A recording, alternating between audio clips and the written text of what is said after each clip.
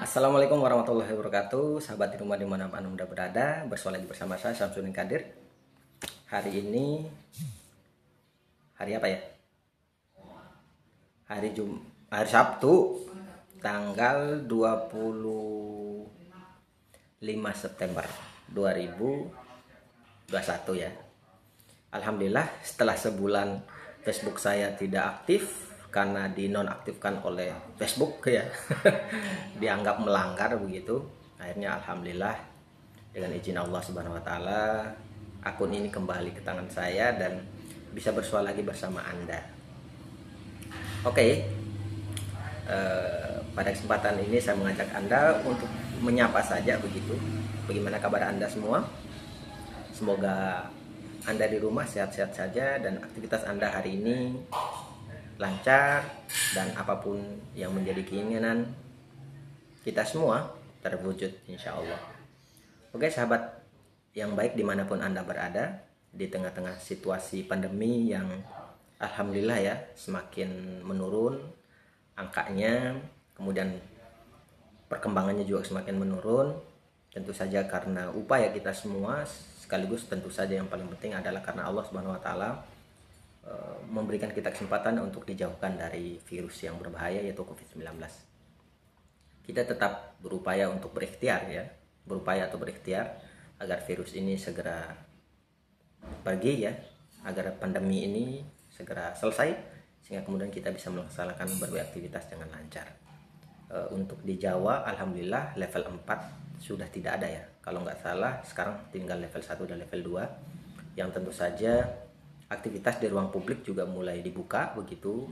Tempat-tempat pusat ekonomi sudah mulai dibuka, tentu dengan tetap menjaga protokol kesehatan yang prioritas. Misalnya tetap menjaga jarak, tetap menggunakan masker, kemudian tidak melakukan pertemuan atau perkumpulan yang menghadirkan massa banyak begitu. Tapi kalau misalnya aktivitas yang sifatnya ringan, santai, saya kira sudah diperbolehkan begitu. Tentu dengan harapan kita semua gitu, tidak sekedar mengharapkan dari pemerintah untuk mengendalikan perkembangan COVID, tapi juga diri kita sendiri. Sebab namanya virus itu tidak bisa dideteksi oleh mata kita begitu, hanya terlihat indikasinya atau dampaknya begitu. Karena itu yang mesti kita lakukan adalah ikhtiar manusiawi secara personal atau secara individu. Cuci tangan, memastikan tubuh kita jauh dari berbagai kotoran dan seterusnya. Dan tentu saja apabila kita keluar dari rumah diupayakan untuk mencuci tangan dan kembali ke rumah untuk menyesuaikan diri lah begitu. Sehingga kemudian keluarga kita yang ada di rumah atau di tempat kita kerja misalnya tidak terkena dampak. Andaikan misalnya kita terkena virus dan virusnya atau membawa virus itu. Karena tidak semua orang yang tersentuh oleh virus ini juga bisa langsung mati begitu, tidak. Kalau misalnya imunitasnya kuat insya Allah dia terjaga, dengan catatan dia tidak melakukan proses penyebaran baik sengaja ataupun tidak sengaja kepada orang lain di sekitarnya, terutama di lingkungan keluarga. Nah, walaupun angka terpapar virus semakin menurun ataupun dalam perkembangan virus ini semakin menurun, artinya ya tentu saja ini berita baik ya. Tapi yang paling penting adalah kita harus optimis bahwa pandemi ini pasti berlalu. Masa-masa semacam ini pasti berlalu. Karena itu insya Allah pada waktu yang akan datang, pertemuan-pertemuan kita dengan saudara-saudara kita, sahabat-sahabat kita, baik itu sekompleks perumahan misalnya, maupun setempat kerja, atau bahkan saudara-saudara kita yang lain sebangsa dan setanah air, lintas latar belakang, baik agamanya, kulturnya, adat istiadatnya, bahasa dan seterusnya begitu. Kita sangat optimis bahwa bangsa ini pasti bangkit ya. Kita harus terus membangun kepercayaan diri karena virus ini tidak akan kemudian seketika pergi begitu. Karena dia tetap ada, hanya saja dia butuh semacam optimisme dari kita, kepercayaan diri dari kita bahwa kita mampu melalui ini semua dengan baik. Untuk caci maki dihentikan karena itu hanya akan menambah saldo masalah begitu ya. Karena orang yang terus menerus melakukan itu hanya akan mengurangi imunitas ya. Imunitas yang terbaik itu sebetulnya kan bukan obat sebetulnya ya, tapi dari dalam diri kita. Ketika kemudian kita terus menyebarkan energi positif kepada siapapun di luar sana, apapun keyakinannya, apapun jenis kelaminnya, apapun suku bangsanya, insya Allah Tuhan itu tidak pernah buta untuk melihat kebaikan kita. Ia selalu memperhatikan apa yang kita lakukan. Kalau kemudian yang kita lakukan adalah menyebarkan nilai-nilai positif, nilai-nilai kebaikan, maka insya Allah juga energi alam ini juga akan memberikan respon yang sangat baik dan positif juga kepada kita. Karena itu sekali lagi kita terus membangun optimisme untuk membangun bangsa kita yang 1 tahun lebih ini mengalami bencana yang sangat dahsyat dengan berbagai aspek yang porak-poranda begitu ya. Dunia pendidikan kita menjadi nyaris mati begitu. Perekonomian juga begitu, tapi kita tetap percaya bahwa Tuhan tidak mungkin memberikan kita bencana atau fitnah semacam ini kecuali kita mampu melakukannya. Maaf kalau kemudian saya sampaikan dalam perspektif agama saya, misalnya keyakinan saya sebagai muslim, saya punya keyakinan bahwa ketika kemudian kita terus berupaya, berikhtiar ya, untuk melakukan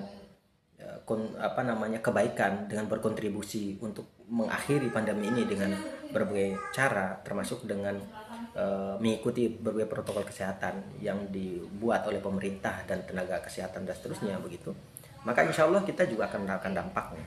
Artinya sehebat apapun bencana ini sebetulnya Tuhan itu akan memberikan solusi kepada kita sesuai dengan kemampuan kita. Jadi sebesar apapun bencana, maka sebesar itulah kemampuan kita untuk menyelesaikan bencana itu.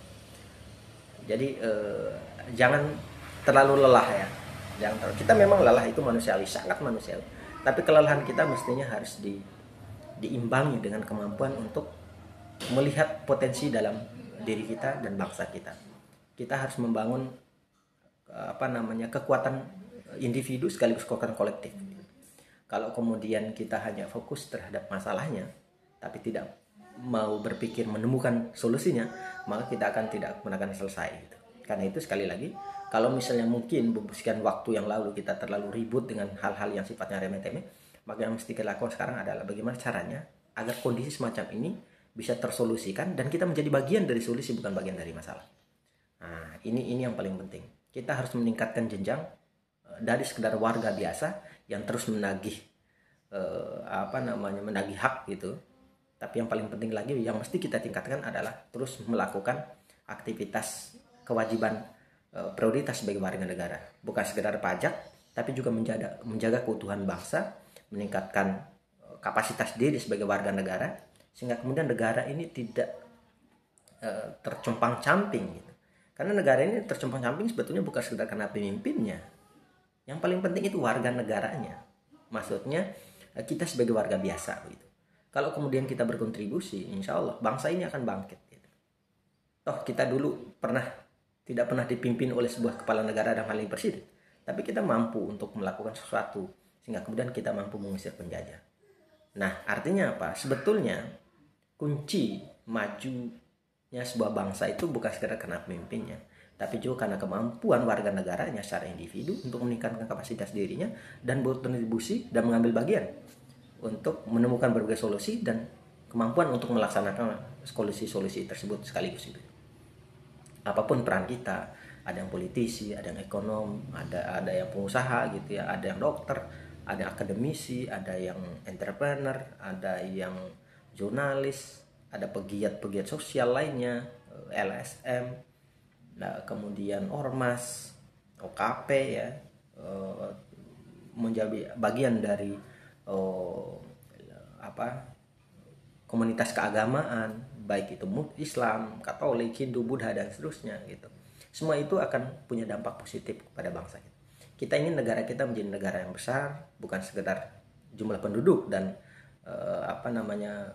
luas wilayahnya begitu, tapi juga kontribusinya pada perdamaian dunia. Karena itu kita sangat berharap ke depan negara kita semakin kokoh menjadi bangsa yang bukan saja besar dari aspek wilayah, tapi juga dalam kontribusi untuk menghadirkan perdamaian di level regional ASEAN sekaligus level internasional atau dunia. Karena bagaimanapun aktivitas kriminal, aktivitas yang menyebabkan nyawa orang hilang itu adalah aktivitas yang sangat tidak manusia sebetulnya, dan tentu saja tidak disukai oleh Tuhan, oleh Allah Subhanahu wa taala. Karena itu yang mesti kita lakukan adalah harus menjadi pencerah dan pencerdas dimanapun kita berada, level manapun kita beraktivitas dan apapun profesi kita. Apalagi zaman media sosial seperti saat ini, kita berharap agar kemudian fungsi media sosial yang kita yang kita pegang, yang kita miliki harus benar-benar bermanfaat bagi diri kita dan orang lain. Tidak boleh kemudian media menjadi ajang untuk melakukan caci maki, kemudian menghadirkan semacam permusuhan yang sifatnya ras, sara dan seterusnya begitu ya. Karena itu sangat tidak bermutu gitu. Saya kira misalnya Islam ya, saya kira Islam tidak demikian begitu ya. Agama kita saya kira tidak berhentang dengan Pancasila, bahkan nilai-nilai Pancasila itu sangat sesuai dengan Islam itu. 5 sila itu adalah transmisi dari nilai-nilai, dari konsep-konsep dasar dalam beragama, terutama dalam aspek muamalah atau aspek sosial dalam agama. Ayat-ayat dalam agama kalau kita coba menelaah secara detail begitu, itu sangat korelatif, bahkan merupakan bagian tak terpisahkan dari nilai Pancasila itu. Saya tidak begitu tahu konsep agama lain ya, tapi saya kira ada titik temunya begitu. Karena itu bagi saya kita terus melakukan proses proses pencerdasan publik dengan memastikan diri kita untuk menjadi bagian dari juru bicara bangsa, juru bicara negara kita. Kita setiap negara kita masing-masing harus menjadi bagian tak terpisahkan dari bangsa ini untuk menjadi juru bicara kebaikan dari bangsa ini. Kita tidak boleh menjadi bagian dari perusuh. Karena kita mencintai bangsa ini, bukti cinta itu adalah tidak merusaknya begitu. Jangan sampai kemudian kita berpidato kita mencintai bangsa ini, tapi kita menjadi bagian dari korupsi misalnya, bagian dari aktivitas garong ya, APBN, APBD misalnya. Sebagaimana yang sudah kita tonton di berbagai media akhir-akhir ini, ada begitu banyak orang yang merasa mempidatokan bahwa dia paling Pancasilais, dia paling NKRI, dan dia paling taat konstitusi dan seterusnya. Tapi tiba-tiba menjadi menjadi orang yang kena operasi tangkap tangan KPK dan kejaksaan misalnya. Ternyata korupsinya miliar rupiah.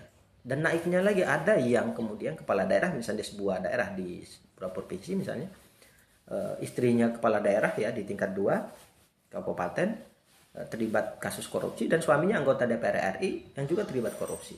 Coba bayangkan, anak misalnya ada 4 atau 5 di rumah dan usianya masih kecil-kecil. Tiba-tiba orang tuanya menjadi tersangka dan tersangkut kasus korupsi yang kelak bisa jadi hukumannya lebih dari 10 tahun penjara gitu. Karena dia kepala daerah dan kemudian angka korupsinya juga tergolong besar begitu.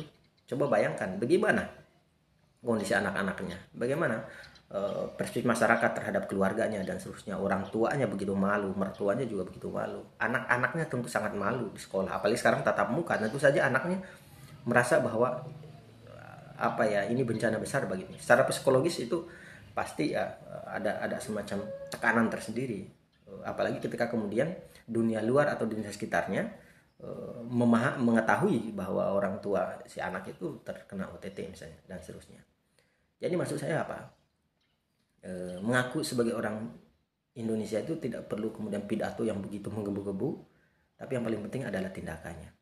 Boleh saja kita berpidato bahwa kita paling Pancasilais misalnya, tapi yang paling penting adalah nilai-nilai Pancasila yang 5 itu kemudian menjadi semacam pembingkai dasar dalam aktivitas kita dalam kehidupan sosial berbangsa dan bernegara begitu.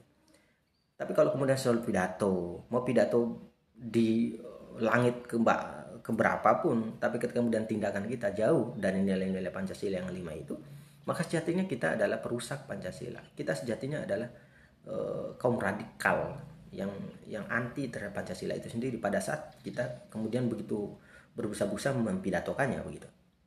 Begitu juga dalam kasus-kasus yang lain, misalnya ada orang yang menjadi duta ini, duta itu, duta baca misalnya, tapi dia tersangkut narkoba. Jadi dutanya itu dilihat dari apanya begitu. Dilihat dari aspek bisa baca aja misalnya. Apakahnya itu? Mungkin kan harus dilihat juga dari variabel moralnya begitu. Bagaimana mungkin dia menjadi teladan menjadi duta baca, duta literasi misalnya, tapi dia terlibat masuk narkoba, terlibat dalam berbagai kasus-kasus immoral gitu ya, dan seterusnya. Lalu apa garansinya dia kemudian disebut sebagai duta gitu ya? Kalau duta masalah mungkin, tapi kalau duta kebaikan kayaknya sangat naif gitu. Begitu, dan banyak contoh ya yang perlu kita sadari gitu. Ya, menyadari di momentum akhirnya pandemi ini, insya Allah gitu akan berakhir, kita harus terus menerus melakukan proses penyadaran diri sebagai warga negara yang baik. Kita sudah lewat masa-masa untuk kemudian menghabiskan tenaga untuk hal-hal yang tidak produktif, untuk menyebar nilai-nilai negatif kepada sesama anak bangsa. Karena karena bangsa ini hanya akan maju manakala kalau kemudian kita berkontribusi secara positif, mengambil bagian, berkontribusi secara baik untuk memberikan yang terbaik gitu. Apapun profesi kita dan apapun latar belakang kita. Dan selalu berupaya untuk mencari titik temu dari perbedaan-perbedaan yang kita miliki. Cari perbedaan. Berbeda itu biasa. Tapi kita harus berupaya untuk mencari titik temu dari perbedaan itu, apa titik sama kita apa. Dan kita fokus ke situ sehingga kemudian tenaga kita, waktu kita, inspirasi kita, ide-ide kita, narasi kita dalam dalam berucap, dalam berpidato pun harus mengarah kepada titik itu. Dan saya kira konstitusi kita sangat jelas ya, tujuan bernegara itu ya, melindungi segenap bangsa, mencerdaskan bangsa, melindungi seluruh tumpah darah, ikut perdamaian dunia, menghadirkan perdamaian dunia, mewujudkan keadilan sosial dan seterusnya. Saya kira itu tujuan yang sangat mulia, dan dalam perspektif agama saya kira itu sangat sangat sesuai, karena Islam dalam hal ini juga punya konsen untuk melindungi seluruh anak manusia, seluruh warga negara, kemudian berupaya untuk menghadirkan perdamaian, karena Islam itu sendiri artinya juga damai, selamat.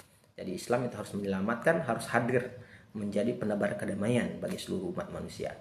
Bahkan bukan untuk seluruh umat manusia saja, tapi juga untuk seluruh alam. Makanya banyak sekali hadis Rasulullah SAW berbicara tentang bagaimana mengelola alam. Bahkan tidak boleh menebang sembarangan, tidak boleh merusak lingkungan dan seterusnya. Itu adalah proses interaksi yang sangat luar biasa yang diajarkan dalam Islam.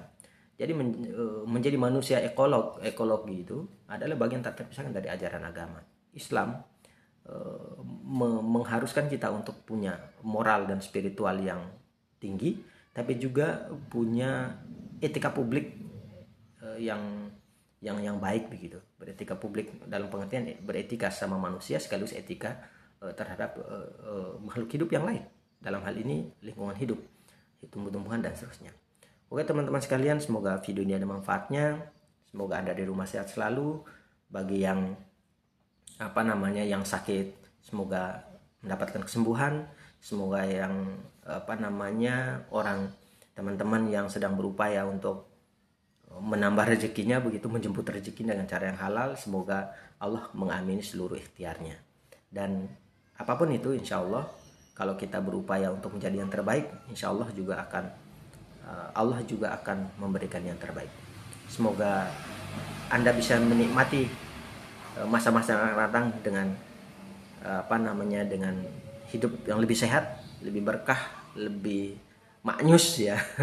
Tentu saja catatannya adalah, atau kuncinya adalah dari diri kita sendiri. Kita berupaya menjadi yang terbaik, memberikan yang terbaik, dan selalu berupaya menjadi yang terbaik insya Allah. Karena sebaik-baik orang adalah yang berupaya untuk melakukan proses perbaikan untuk dirinya dan selalu bermanfaat bagi banyak orang. Demikian saya Samsul Kadir, semoga video dan manfaatnya untuk Anda. Mohon maaf atas segala kesalahan dan kurangan. Salam inspirasi, salam maju terus Indonesia. Wassalamualaikum warahmatullahi wabarakatuh.